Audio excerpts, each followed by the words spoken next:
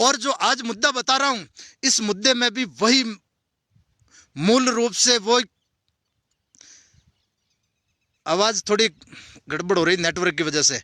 आज जो बता रहा हूं ये मुद्दा दोस्तों, कालीजाड़ के अंदर पिछले 3 दिनों से, आज नहीं आए, पिछले 3 दिनों जैसे बुलडोजर चल रहे हैं और 153 मकान तोड़ेंगे। और उसके अंदर कहा गया कि हाईकोर्ट का आदेश है।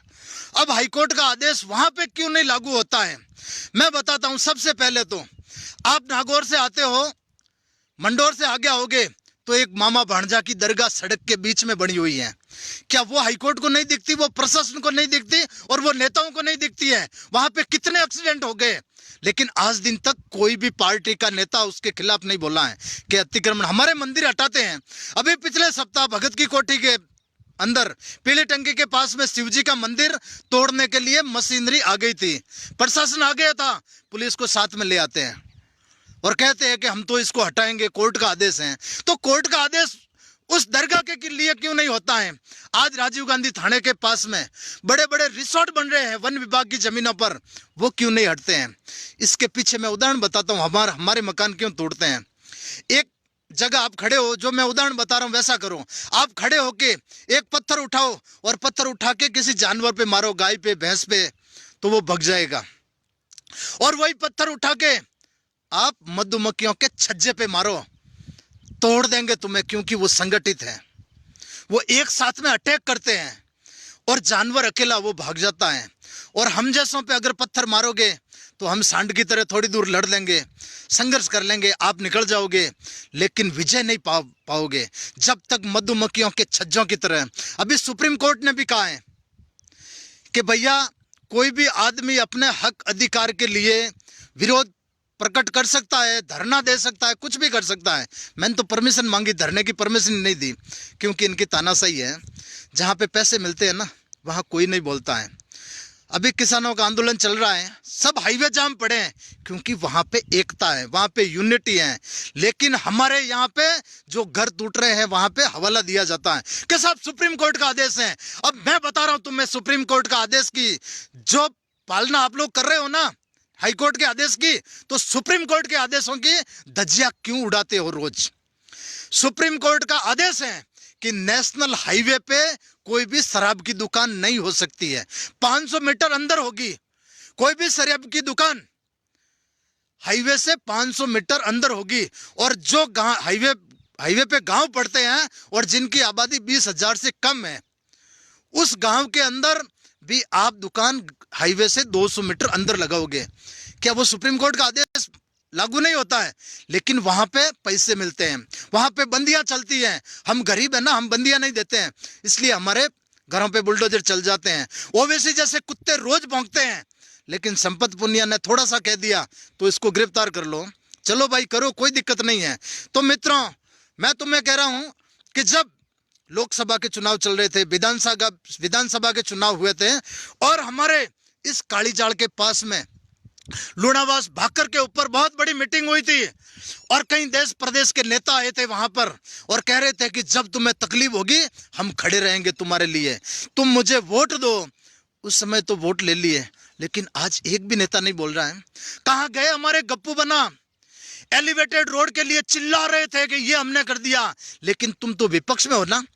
सत्ता वाले तो राक्षस बन गए, वो बुलडोजर चला रहे हैं, वो पालना कर रहे हैं, लेकिन विपक्ष कहां मर गई? आज विपक्ष का कोई नेता नहीं बोल रहा है। अरे नागौर के अंदर तो हनुमान बेनीवाल सांसद था, तो हनुमान जी ने अपने विधायकों को भेजा, अपनी पार्टी के कार्यकर्ताओं को भेजा और बंजारों की बस्तियां उजड़ रही थी, उनके लिए धरना किया, प्रदर्शन किया। वहां पे भी हाईकोर्ट का आदेश था, लेकिन यहां 3 दिन से कोई नहीं आए तो सिर्फ उस किसान के बेटे हनुमान बेनीवाल की आत्मा रोई और उन्होंने अपने प्रदेश अध्यक्ष भोपालगढ़ विधायक पुखराज जी को भेजा था। अरे भाई जोगाराम जी, आप तो लॉयर हो, वकील हो, कोर्ट के अंदर भी आप तो कुछ ना कुछ रास्ता निकाल सकते थे। हम जैसे लोगों को पता है, हमने सुना है कि जहां पे अगर कोई बस्ती वहां पे बस गई गलती से, तो उसकी एवज में जितनी जमीन आप उसी गोचर भूमि के साइड में खरीद कर सरेंडर कर दो, तो आपको कोर्ट और संविधान उस चीज को मान्यता देता है कि गोचर कम नहीं होनी चाहिए। आप लॉयर हो, आप कोर्ट के अंदर जाकर ये वैसी गांव वालों को इकट्ठा करते हैं कि भाई तुम्हारे ये 153 मकान कितने क्षेत्र में बसे हैं, इतनी जमीन हम साइड में खरीद कर सरेंडर कर देते हैं। कार्रवाई उन लोगों पे क्यों नहीं होती है, उन चोर उन भ्रष्ट अधिकारियों पे क्यों नहीं होती है? वहां पे आपने वीडियो में देखा होगा, वहां पे लाइट के कनेक्शन है, वहां पे टांके बने हुए हैं, सरकारी टांके बने हुए हैं, शौचालय बने हुए हैं, वहां पे पीली पीली पट्टियां लगी है, तो वो स्वीकृत कैसे हुए? अगर वो जमीन सरकारी है तो वहां पे स्वीकृत कैसे हुए? सबसे पहले तो उन बेईमानों के ऊपर मुकदमा दर्ज करो, उनको जेल भेजो, क्योंकि गलती हमारी नहीं है। जब किसी गरीब ने, जब बाड़ा नहीं था, घर नहीं था, वहां पे अतिक्रमण कर लिया मान लो, फिर उसके ऊपर लाइट के कनेक्शन किसने दिए भाई? उसके ऊपर टांके किसने स्वीकृत किए? कहां गए वो पटवारी, वो ग्राम सेवक, वो तहसीलदार? इन चोरों के आका जो ऊपर बैठे हैं, उनको कमीशन मिलता है तो वो कहीं पे भी बना देते हैं। ऐसी कई सैकड़ों सरकारी योजनाएं वहां पे लागू हुई, पैसे लगे सरकार के।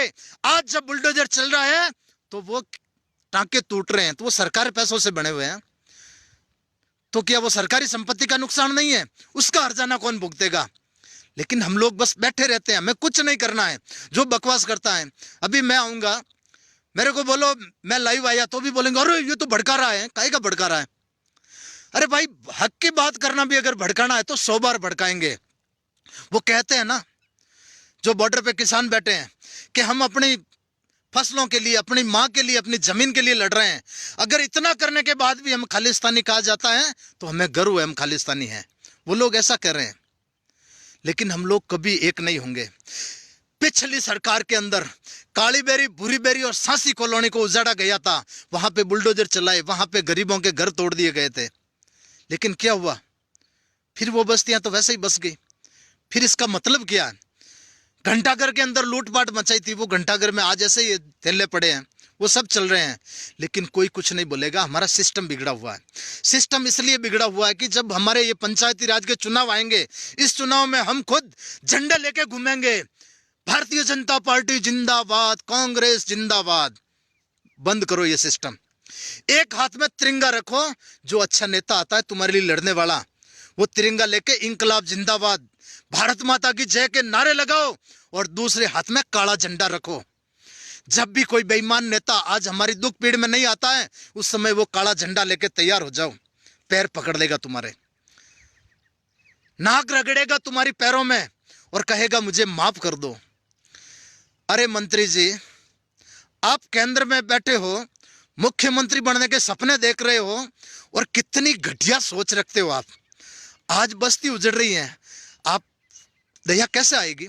संजीवनी के नाम पे 1100 करोड़ का घोटाला कर दिया, वो भी तो गरीबी थे ना, उनके पैसे खा गए, तुम्हें दया कहां से आएगी? दया रहम तो सब मरे हुए हैं। तो ऐसे मरे हुए लोगों को आप मत चुनो। मैं बात करता हूं ना बिलाड़ा की, सिस्टम पूरा सेट है। पिछले इस जनवरी से लेकर, पहले रविंदर जी चौधरी थे एसडीएम, उसके बाद में अग्निहोत्री जी, फिर खटीक जी, और अब भवानी सिंह जी, ये 4 एसडीएम बिलाड़ा के अंदर लगा दिए। लेकिन जो भ्रष्ट और जो महाभ्रष्ट तहसीलदार है उसको नहीं हटाया जाता है। अभी 38 तहसीलदारों की लिस्ट 5-7 दिन पहले आई थी, लेकिन इसको नहीं हटाया गया क्योंकि पैसे देता है। सब सिस्टम पैसों सेट है।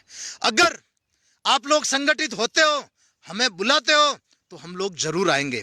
कैरू के अंदर सुरेश चौधरी की हत्या हुई थी, उस समय हमें बुलाया था, हम लोग गए थे और लड़े भी 1 साल तक। न्यायपालिका है, बाद में जो फैसला आया उसमें तो हम कुछ कर नहीं सकते, क्योंकि कोर्ट में गवाह चलते हैं, एविडेंस चलते हैं। लेकिन आंदोलन में हमने कोई कमी नहीं रखी। अगर मुकदमे लगते हैं तो हम ले लेंगे, मुकदमों में क्या दिक्कत है? जब तक आपको कानून, बाला साहब ठाकरे ने कहा था ना, आजकल न्याय मिलता नहीं, न्याय खरीद करना पड़ता है। न्याय खरीद करना पड़ता है। कांटे बोई नहीं बीने जाते हैं, और अधिकार मांगे नहीं छीने जाते हैं। अगर तुम में छीनने की औकात है तो तुम लोग कुछ भी कर सकते हो, नहीं तो बस यूं ही लड़ो।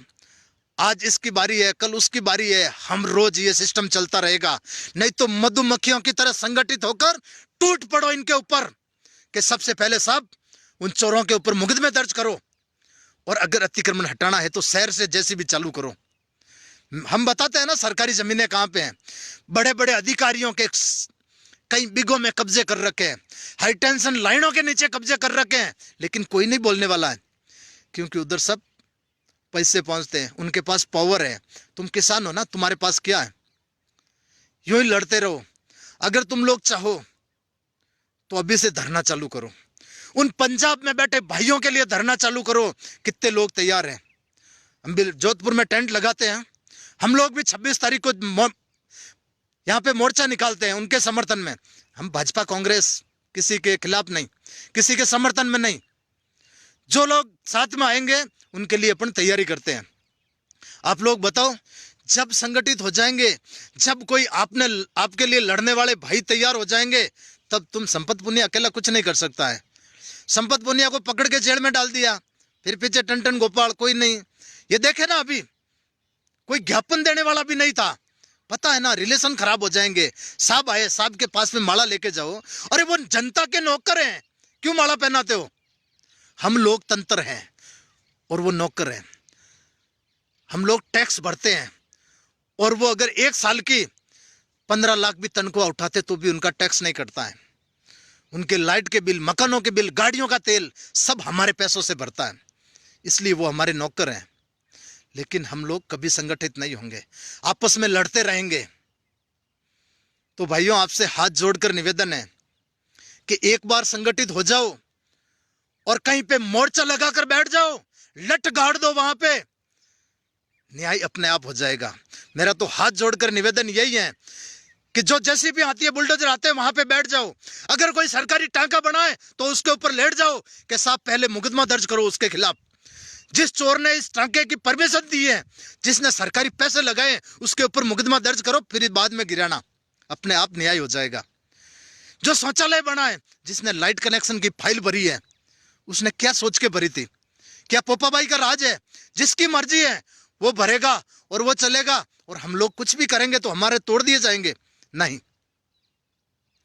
खड़े हो जाओ पैरों पर और एक बार हुंकार भरो तुम कि साहब मुकदमा दर्ज करो। ये टांका क्यों बनाए? ये सरकार का पैसा कौन भरेगा?